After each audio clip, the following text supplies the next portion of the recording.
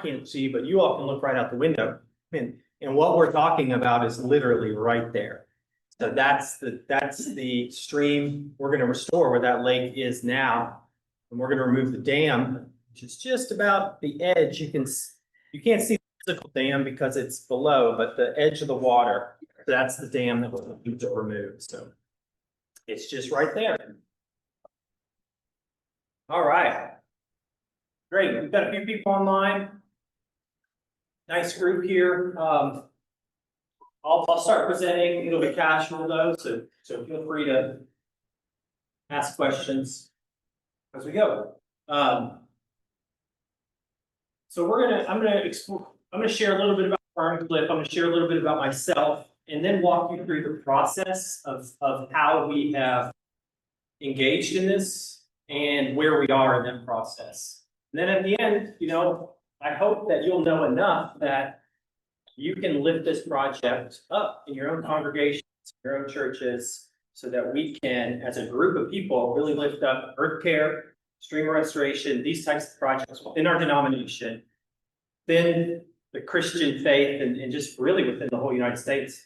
I think this is a project that's just really tangible. Sometimes it feels so big. How are we gonna save the ozone or all these things that we can't really get our hands around? Man, you can see it right here. It's this lake, it's that dam, it's this section. And I hope that resonates with you and you'll feel connected to it. So I'm Gill. I'm the executive director of Ferncliff. Been here since 2011. My dad, you might have seen him walking around. We favor each other quite a bit. So before he retired, he had to find his replacement. So, he birthed me with my mother. My mother birthed me.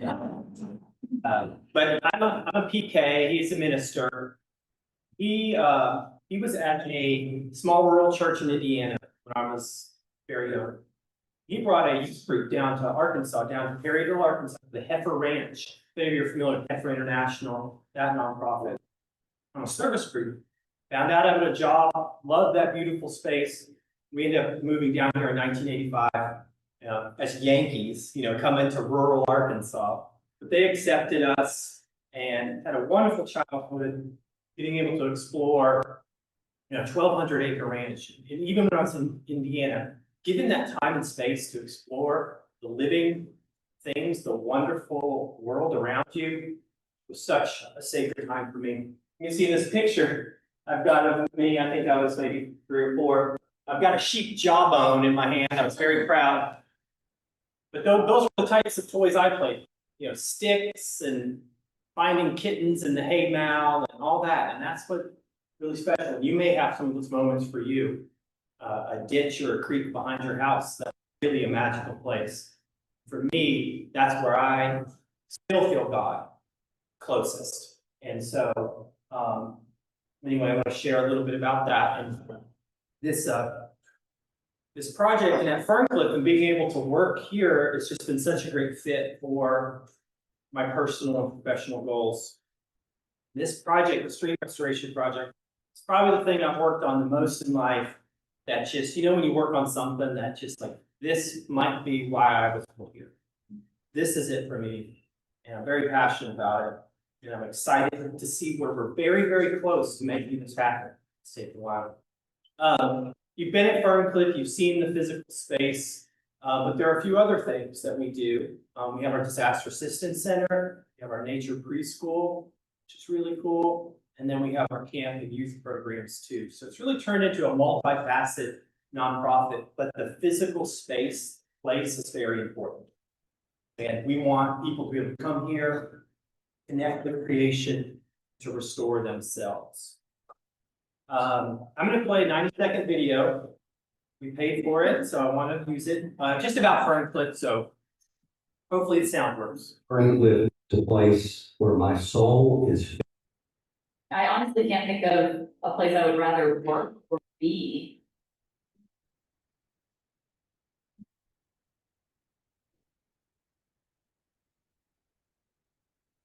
We're a missional camp that looks not only to take care of ourselves, but to take care of others and do it in a way that takes care of creation.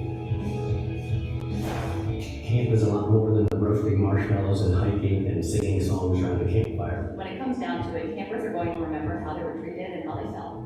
We have volunteer groups that come in on a regular basis. We have mission teams that come all year round. They love coming out here and feeling like they're making a difference.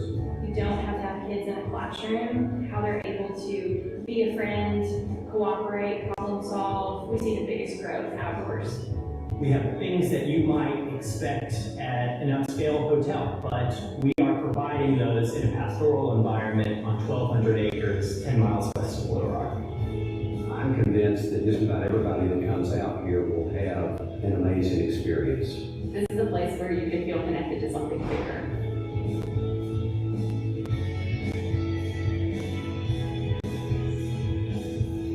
Yay, that's our commercial. Thank you for bearing with that. But just want to give you a sense of the place and what we do. Have to pull out of this and read. So 82 years, it's really about 88. That's how long we've been working on this. I should have updated the slide. Ferncliff has been here for many years. It was a camping conference center like most places. In the late 90s, there was something that happened, a tragedy actually in northeast Arkansas. The Jonesboro West Side, there was a school shooting. And this was back when those were not so common in the late 90s. It was about the second national school shooting. And Ferncliff wanted to do something for those kids. How can we, everyone wanted to support and love on them.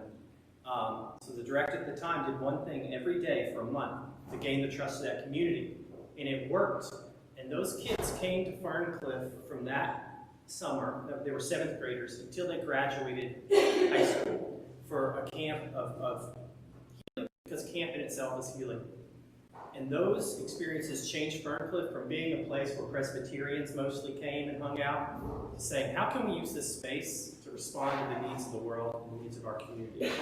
From then, that 2005, 2006, Hurricane Katrina happens in our region. And once again, we think, what can we do to respond? Well, we created relationships with PDA, Presbyterian Disaster Assistance. Presbyterian women gave us a grant to build the Disaster Assistance Center. Now, we've been operating that for over 21 years, and over 1 million pounds of kits have been processed through that facility. And that sprang from that original, what can we do, what can we do more? And now we continue to do that with the Nature Preschool, and now with the Stream Restoration Project, which really grows out of how can we really say nationally within our denomination, within the Christians, how can we say earth care is important, and we should really put our money where our mouth is and make it a priority. And so I hope you learn more about this project and can be inspired to take it home with you. So this is Ferncliff Creek that runs behind us. This area is full of springs. If you go back this way and explore along the creek, the water just flows out of the hills. It's super cold. We're on our own water system here, so all the water you're drinking is from our own wells and springs. We do treat it, don't worry. But there are cisterns, and actually on the road up here, there's a tube that comes out of the hill, and just people fill up their buckets with water. The water's so good here. So the water is so important. But this lake, if you notice, as you're walking around, there's some algae. It just isn't that clear. And that's because over many, many years, these hills, Matthew, Mark, Luke, and John are the 4 hills were built within. Every time it rains, a little bit of that hill washes down. And it stops right there at that dam, that embankment.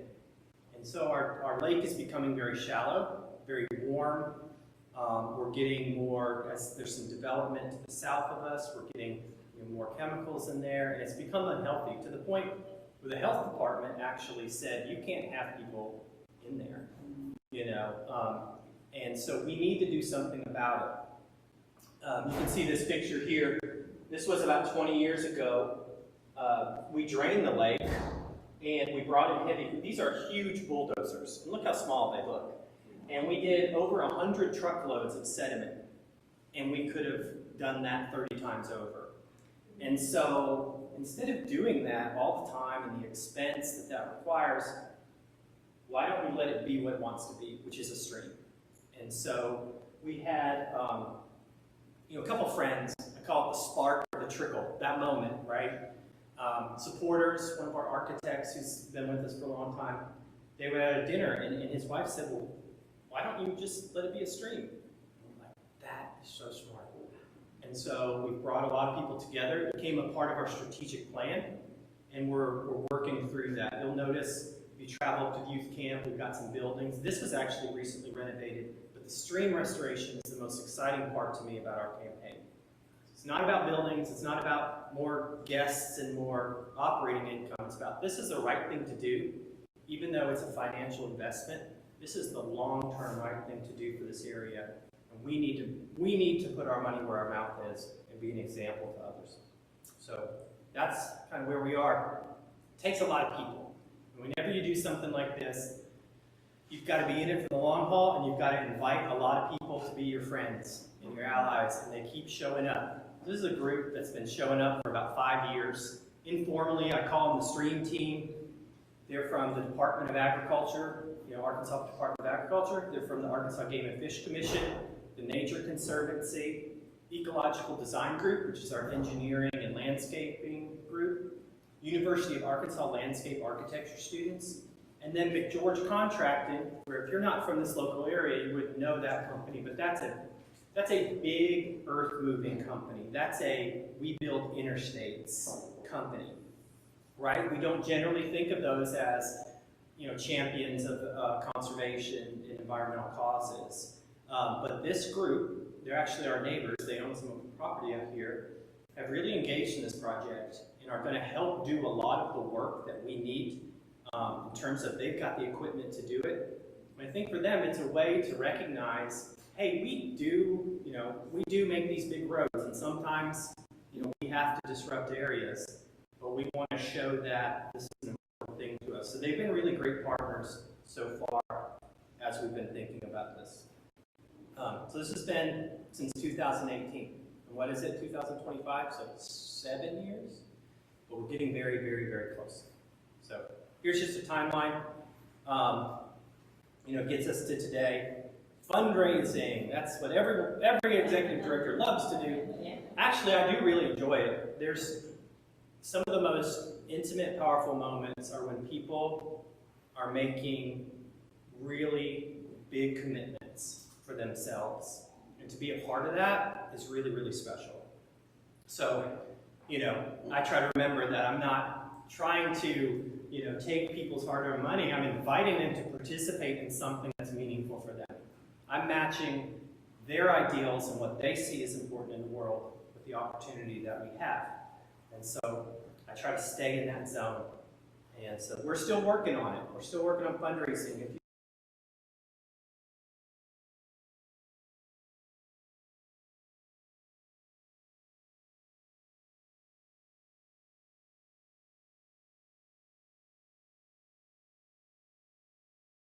also have the resources.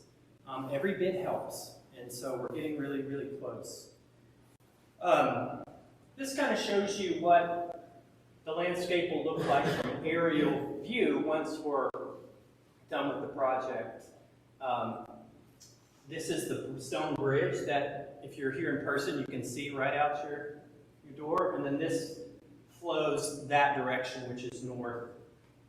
So we'd start actually behind this dam. You can't just start right where you want to restore, because you have to create the right flow, so it doesn't go too fast or too slow for the water to move through here.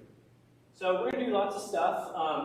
We'll have outdoor classrooms for people to engage with the space, an accessible boardwalk that will take you up and over the wet meadow, and also to some gravel beaches where you can go down, put your feet in the water, experience the space. Right now with this lake, you really can't get to it. It's a soggy side. A pond isn't quite as, although it is a habitat and ecosystem, it isn't as engaging as moving water. So we want to create that here. There'll be lots of riffles that help slow the water down as it drops and then moves through the area. This area is Ferndale Creek, which flows into the Little Maumelle, and then flows into the Arkansas River. And that's only about 7 miles as the crow flies. We get to the Arkansas River. So it's not a big watershed, but then here's another illustration or vision of what the space will look like. Right here will be where the dining hall will be, where many of us just had lunch. And you'll be able to walk down to the gravel beach and see the water, see the herons, see the different habitat that we've created in the space. So we're excited about it. So this area is pretty rich in terms of biodiversity. The Arkansas Heritage Commission a number of years ago did a BioBlitz. That's where they bring in a lot of scientists and hobby scientists and track what is in a certain area. And at that point, this was the second most biodiverse area within our county, which is pretty good. We'll take it. We've got yellow lady slippers, these orchids, which are very special. We look for them every year. And of course, all these other amazing native species in this area to check out. This gives a little bit of a picture of our watershed. And by this time it gets to the Arkansas River. This is an image of a restored stream, maybe about a year out. So it will take time to regrow, but we will create these cross veins and ripples that help slow down the water and allow you to explore it. Oh, I've got another brief video from Fitloads. It's only about the third time we've shared this one, so this is from some of the folks that are helping us put it together. About 2 minutes.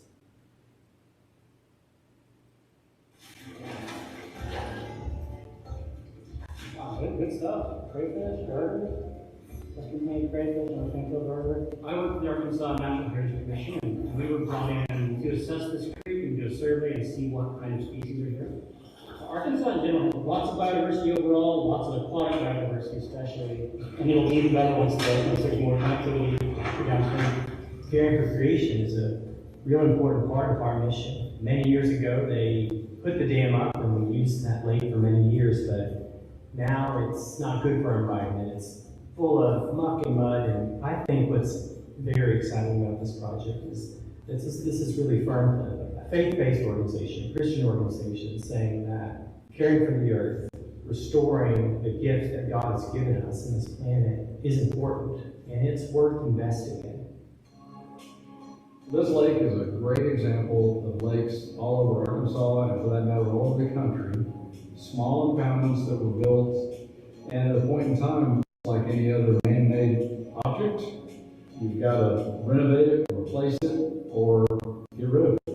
And that's where this lake is. They either need to rebuild the dam, dredge out the lake, do the whole thing over, or do what's much more preferred environmentally, and that's restore the free-flowing stream and get rid of the dam in the lake.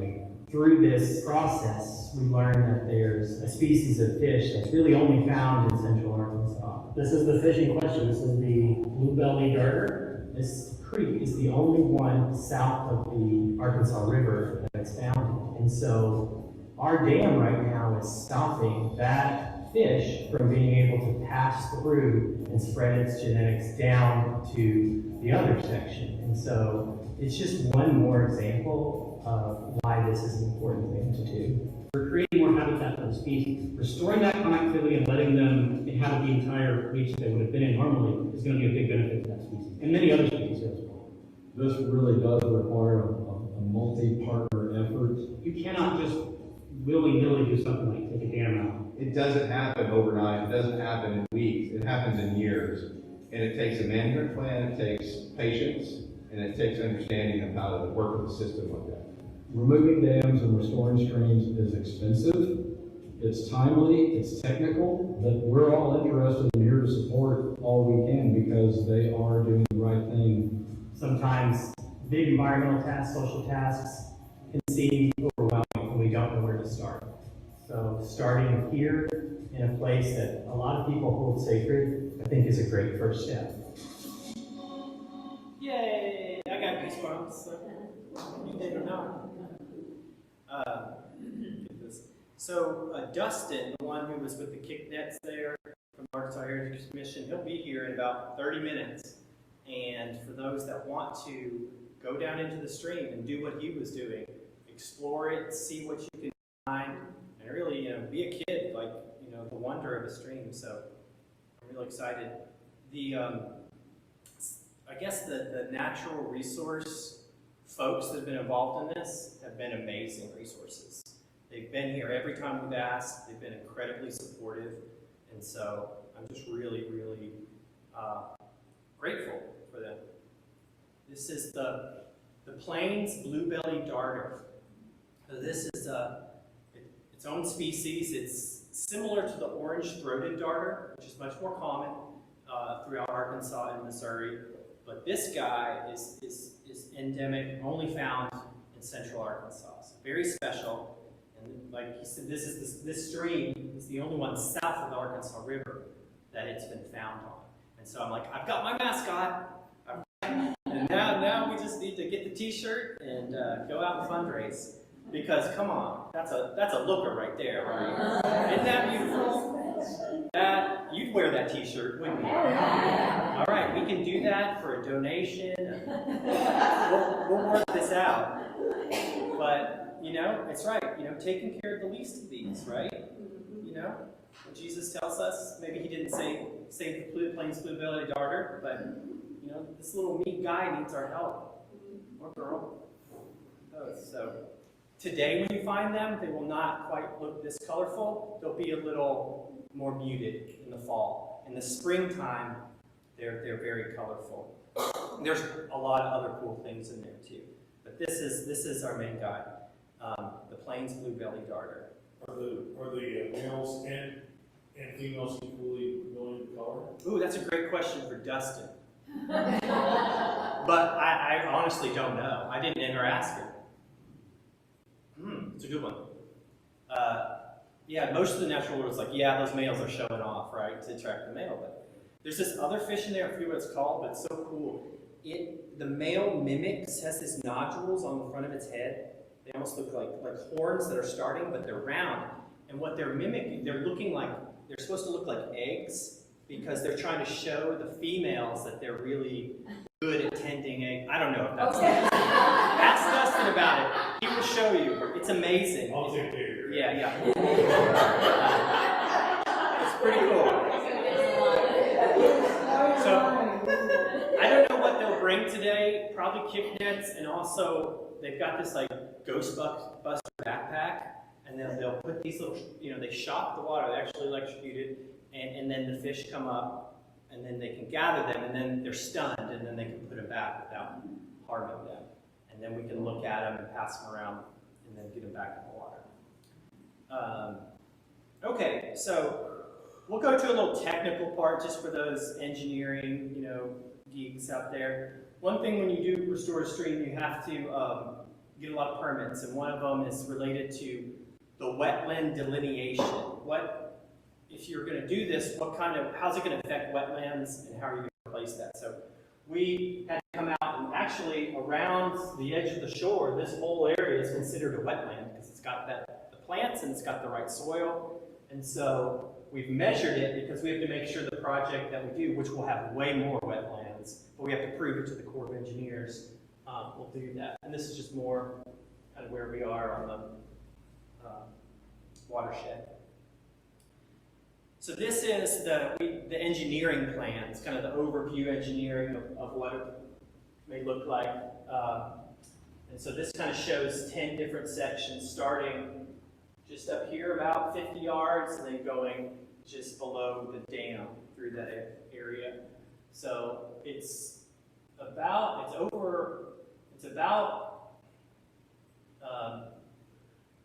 tenth, a little bit more than that of a mile. I forget the exact distance.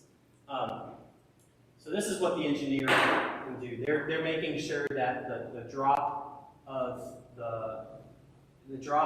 whatever we create here isn't too extreme, doesn't cause erosion, and works well. So this is the sort of the existing, what is that?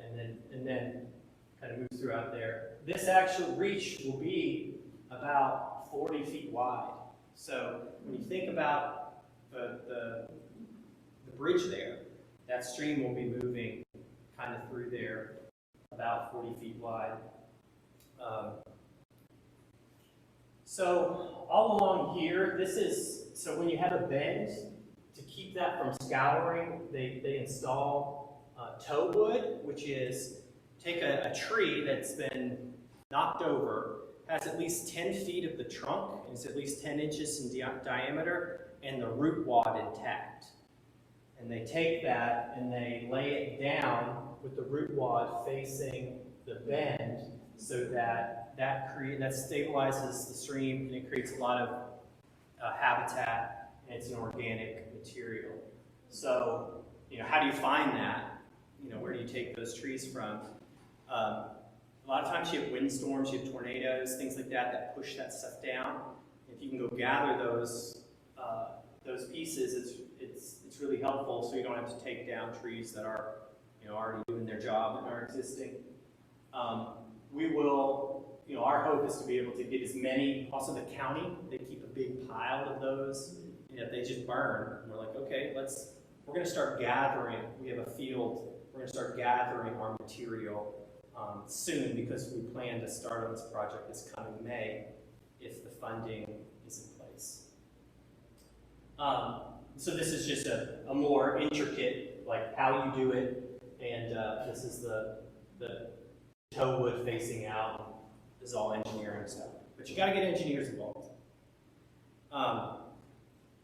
So originally, we were going to try to cram this into 2 months, because we can't have all this heavy equipment in here while you all are having a conference. It's not going to be the environment we're going to want.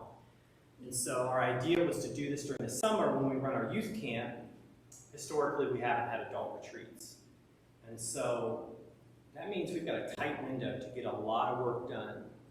And as we've been approaching, getting closer and closer, we just haven't felt really comfortable with that. So we're deciding on a different approach that makes a lot more sense to me, which is letting nature do a lot of the work and giving it a longer period of time to do so. Instead of trying to do this from May to September of 1 year, we're looking at 18 months, maybe even 2 years, where we come in, we do some work, we see what the stream does, we support it, and then we step back and we watch, and we plant. And then we come back again, and we sort of support the work that nature wants to do. Instead of telling the stream it needs to go here, letting it go where it wants to, let it do the work, and then us coming back and supporting the work. And it just feels better philosophically, too. But there's some unknown there. If you just were building a house and you said, let's just let that car, let's just let him just build away, and we'll see what he does. And we're doing that, with our retreat space. So, but we have faith. We have faith. So this is our strategic implementation plan, which will take that into consideration. There's a couple cool things to show you here. Green herons. If you got up in the morning, we have lovely green herons. This is lizard's tail, which is one of the plants you'll find here along the stream. These are those blueberry. These were ones we actually found in the stream this spring when Dustin came. The blue-bellied darter. You saw that image. So permits, you got to get a no rise. You got to make sure that your neighbors know if you take out the dam, it's not going to flood them. And these are costly. We'll be spending over $50,000 just to get permission to be able to do these things. A nationwide permit, no rise, and then the county also has to allow us to do it. We'll make sure that while we do this, we control sediment. So when you take down that dam, there'll be a lot of debris that can just go everywhere. So we're making sure to do that. We'll drain the lake in May is our goal. Remove the dam in June and July of this coming year. And then do some key work and then wait a little bit. Here's some images of some areas that have been restored. This is one, they've kind of terraced with some erosion control and some planting. And this kind of blurry, this is tow wood, these are those root wads. and then they're kind of stacked in there against the edge. So it's a tow wood bench. Here's one using rock. We will mix the two. We'll probably have rock where people come out of the dining hall. It's just a little nicer. They can sit, put their feet in the water. And then probably in some of the less, guest user heavy area, do the tow wood. Cross veins are these sections that we'll build, and I think ours will have at least 13 cross veins. Little steps where the water goes down. And this is 1 year later after they've restored that space. You can see how it's really holding well. So we get some good flash floods being right here in the valley. And then this is, I think, a couple years later, and established. And then you get the real establishment of those plants, native plants. So it'll be something we'll watch over time. And my hope is that those that are interested in this project, even that don't live locally, can come and see it, can come and visit, can put their hands in it. My hope is that once we take down the dam, we'll be able to say, hey, in June, we need a lot of hands to help us plant, and be able to invite people that are interested in really seeing something happen and being a part of it to come and do that. Come stay for a couple days, come help us plant some trees, see a real project happen.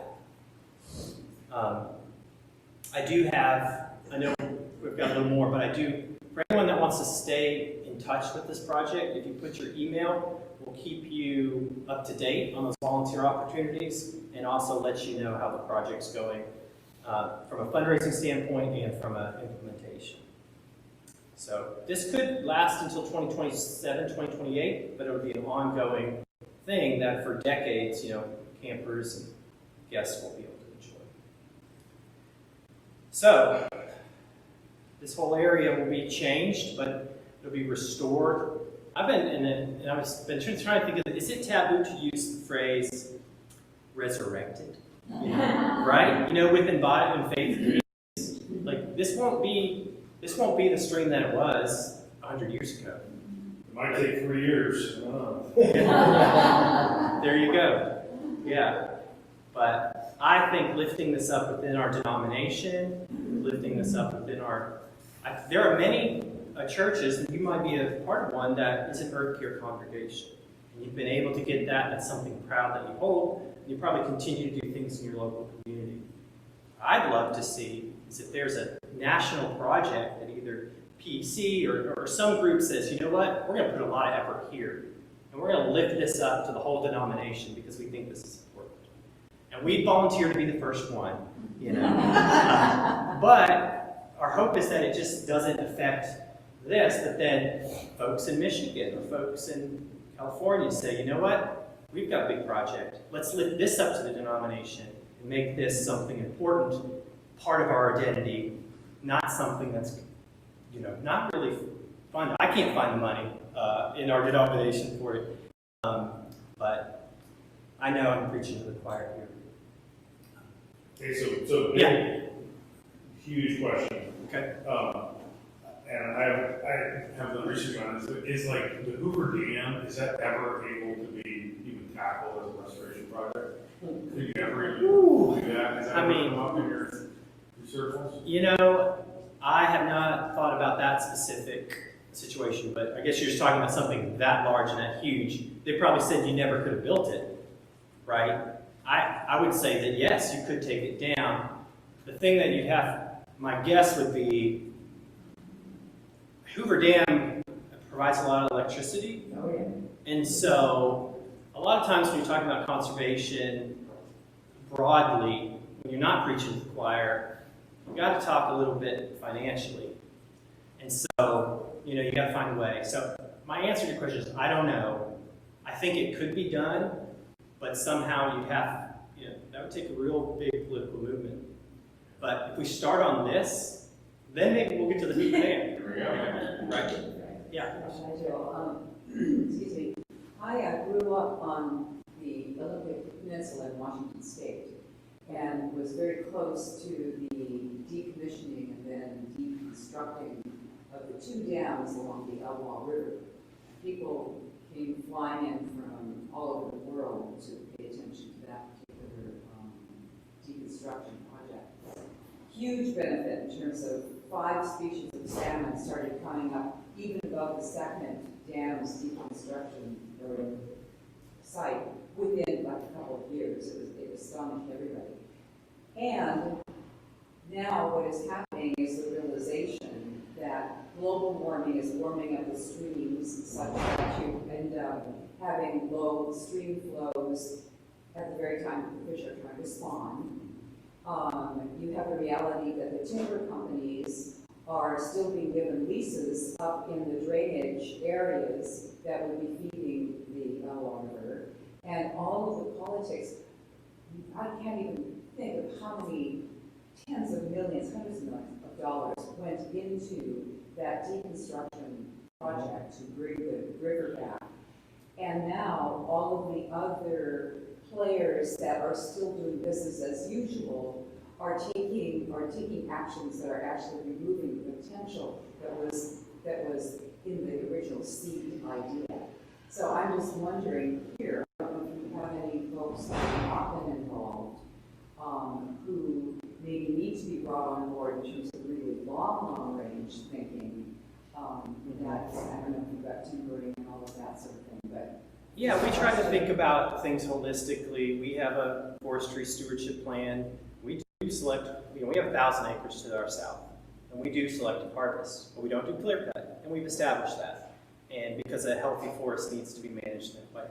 And so we can definitely control what we can control. If we're talking about a larger area, my experience in Arkansas right now, even though it's a state that, politically you would think might not be for conservation and care of the land, the folks that I've worked with have been, Darrell Bowman, he's pretty high up in Game and Fish Commission.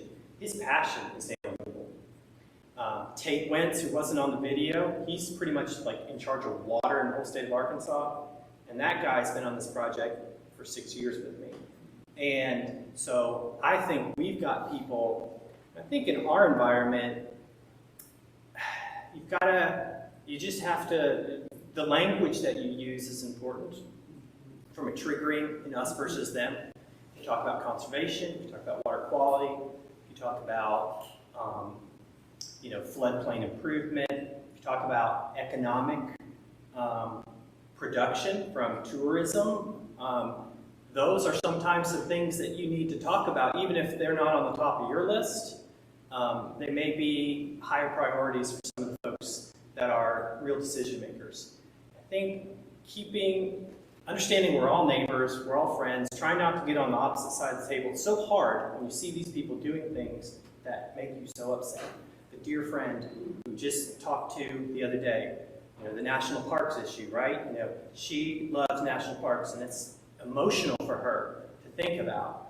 But I think if we're able to just listen, understand, have relationships, this has taken 7 years of relationships to get. We just got confirmation of a $300,000 matching grant from the state of Arkansas, which was provided through the EPA, and it's for non-point source pollution. So basically, a lot of farmers and stuff get it, control the manure from going into the stream, or you don't know who the polluter is, but you're gonna. And so we were able to. The first year we applied, we didn't get it. There was a lot of applications. The second year, we got it. And so sometimes the first no doesn't mean it's going to be no forever. So I guess I'd just say, I don't like the language of like fighting the fight, because I think that puts us at odds. I think it's when you can really focus on what's good for everyone.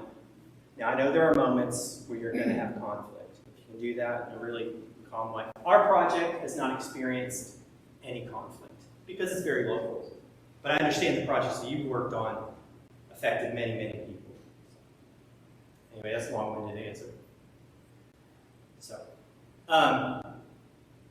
So why do we do it? This is my daughter, Margie. She's 16 now. She doesn't look like this anymore. But this was her in the stream. We lived here for a while. And, you know, we called it plotching. We just go plotching the water, find what we can find. You know, she became my hiking buddy. So special to pass that on to her because of the moments that I was given. You know, this, for me, I mean, our minister, some great sermons. But this is going to church for me too. Maybe for you guys too. And so, you know, that next generation is important, and I hope you guys will visit the preschool. And I don't know if you've seen this or not, but here's about a 90-second video that shows you how amazing this program is. Nature Preschool is really working hard to build those developmental milestones and basics and foundations that kiddos need. They're collaborating, they're problem solving together, they're coming up with new play ideas. They learn to appreciate what the outdoors has to offer, what plants can eat, what should you stay away from. From the beginning of the year to the end of the year, I can just tell they've grown so much. Their balance has grown, their speech has grown, how they interact with other children and adults has grown. It's just a beautiful thing to see them blossom. We allow kids to be who they are. And so if a kid is quieter and just enjoys sort of one-on-one activities, there's space for that child. They love to have a job, forest ranger, teacher, wagon there, fire door. We teach them, you know, if you don't like something, you can go ahead and pull them into that and tell your friend, I don't want to do that.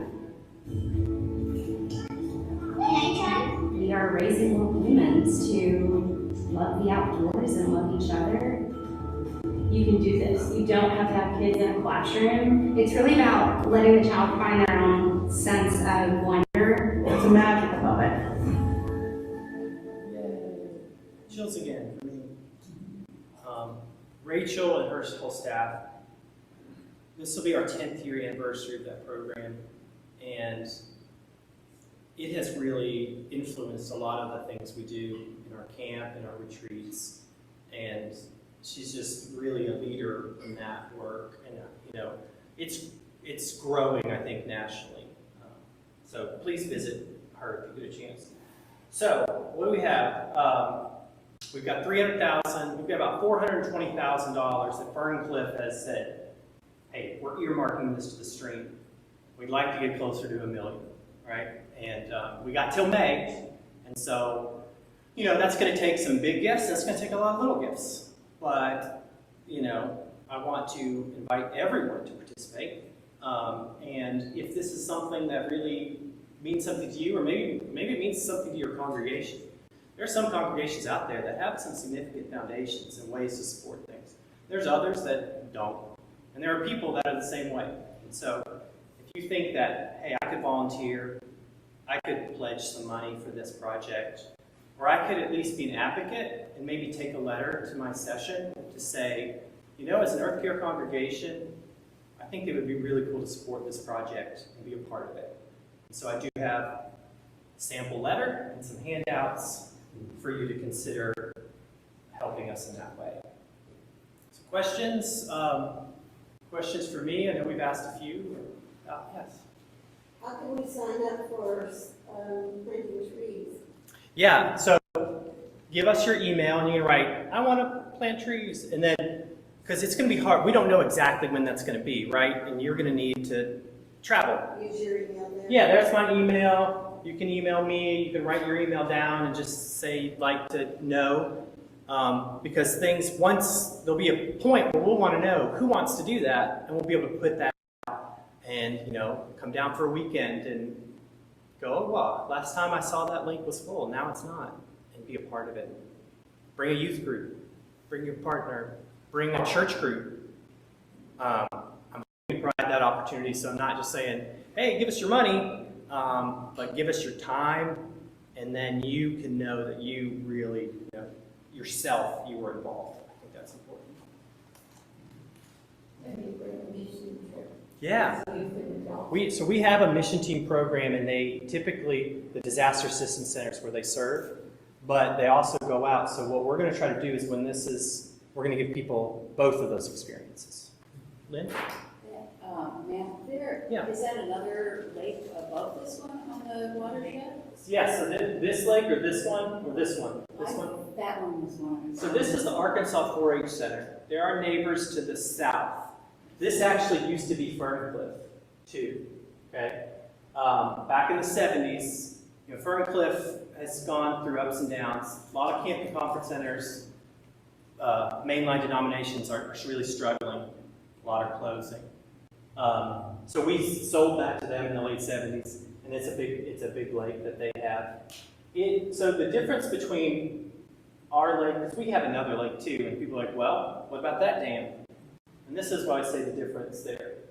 This is a wet weather. This just takes rainwater. This stream is never dry. It's continuously always flowing because it's spring fed, so it's always full. Whereas it's like this is just it just gathers water and then sits. So those are the differences. But did you have more? Do you want just to know about? So that's Ferncliff up there. So the water's going from the bottom to the top. Then is that what you're saying? It's going from the bottom to the top, okay. Right? And so this Ferndale Creek actually runs.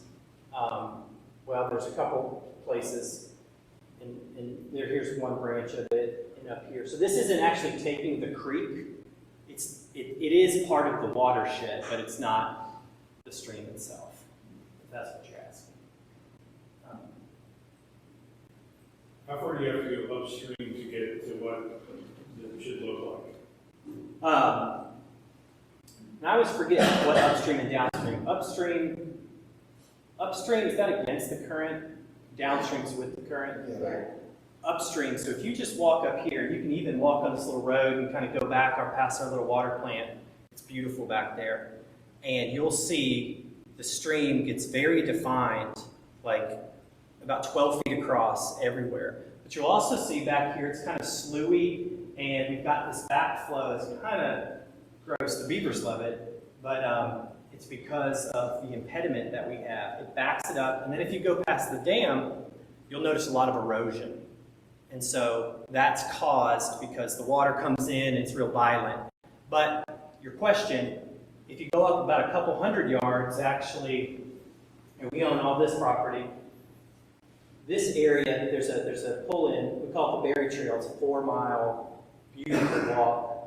The stream up here is absolutely gorgeous. It's like perfect. It's probably the most beautiful part of the stream. So yeah, you can walk up and kind of check out. And when Dustin comes, I think we'll walk back there and explore some of the riffles. It's just one dam that's holding it. We believe that this is, we have our dam is right here, and then it flows here. Another branch of, I think this is called Hog Creek, joins it, and then it becomes the Little Maumelle River, which then goes Pinnacle Mountain State Park. If you get a chance while you're here, that's a beautiful place. It's 5 miles away. It can be pretty populated, like it's very popular, but you can get up high, about a mile hike up, and you can see the Arkansas River, you can see the landscape. So I would check that out.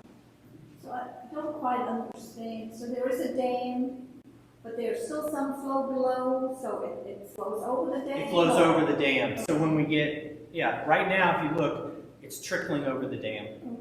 But it catches all the sediment and then some of the fish and things. So, when we have flash flooding and stuff, things go over, but it doesn't, not all of it. Yeah. So when Justin comes and we can watch what he does, what footwear do you recommend? Well, it depends. My hope is that he's going to bring some waders.